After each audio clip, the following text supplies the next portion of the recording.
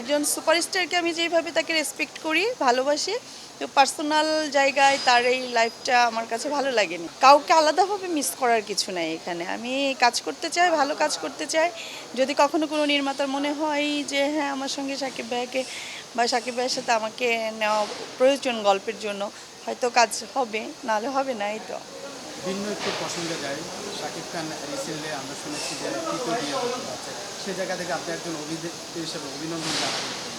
না, আমি এখানে অভিনন্দন জানাবো না, কারণ হচ্ছে যে তার এটা হচ্ছে তার পার্সোনাল ব্যাপার। আর যেহেতু তার বিয়েটা এটা প্রথম না, সো আমি তার পার্সোনাল ব্যাপারে কথা বলতে চাই না। কিন্তু বিষয়টা আগের দুইটা বিয়েও তার অ্যাকচুয়ালি কেমন যেন মানে বিয়ে জিনিসটা যেভাবে আসে সামনে ওইভাবে আসে নাই, আমরা ওইভাবে পাইনি।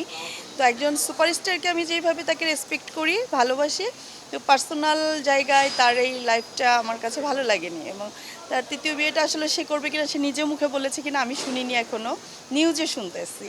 তো দেখা যাক, যদি মানুষ তো চেঞ্জ হয়, পরিবর্তন হয়, উনি যদি ওনার নতুন সংসার জীবন উনি সুন্দরভাবে শুরু করতে চায়, তাহলে অবশ্যই আমি অ্যাপ্রিসিয়েট করব যদি করে। আর যদি এরকম লুকোচুরি বা হিডেন থাকে, এটা তো কারোরই ভালো লাগবে না বিষয়টা।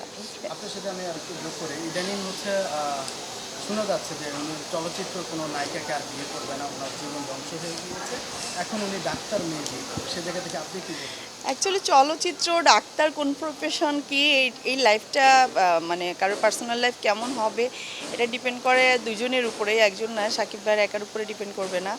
সো তার পার্সোনাল লাইফ সে কীভাবে হ্যান্ডেল করবে আমি কিছু বলতে পারবো না। এবং চলচ্চিত্র নায়িকা একজন পার্সন, নায়িকা সিম্বল মানে একটা সাইনবোর্ড থাকলেই যে তাকে বিয়ে করবে না, এটা তো হতে পারে না। হয়তো ওনার বিগত যে স্ত্রী ছিল দুইজন, ওনারা চলচ্চিত্র নায়িকা, এই জন্য হয়তো উনি উনি বলেছে কিনা সেটাও কিন্তু আমি জানি না, আপনার থেকেই শুনলাম। হ্যাঁ, তো ডাক্তার হলেই যে ভালো হবে, নায়িকা হলেই ভালো হবে না, এটা না বিষয়টা।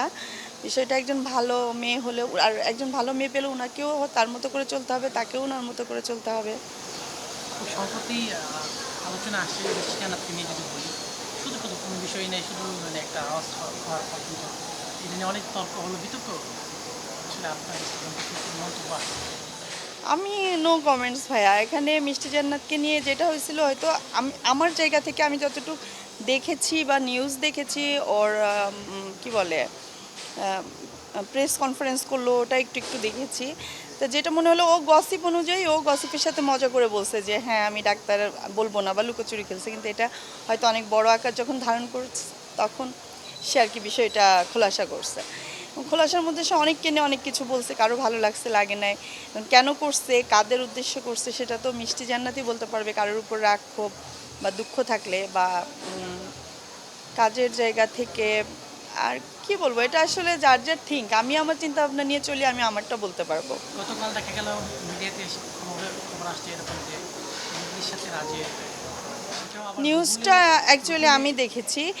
আর অনেক কিছু তো হিডেন থাকে, গুগল কিভাবে পেলো এটা তো আমিও বুঝলাম না। যদি তারা হিডেন রাখতেই চাইতো, তাহলে তো গুগলে আসতো না বিষয়টা।